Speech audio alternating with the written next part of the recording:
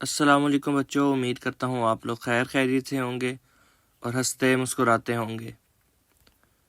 تو بچوں، آج کا ہمارا حروف تہجی ہے خے۔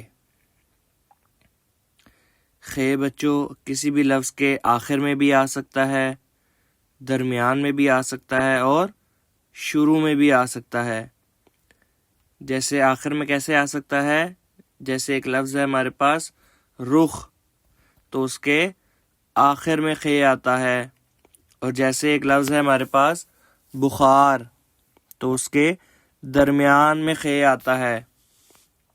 اور اب بچوں ایسے لفظ دیکھتے ہیں جن کے شروع میں خے آتا ہے۔ خے سے خیمہ، خے سے خربوزہ، خے سے خوبانی،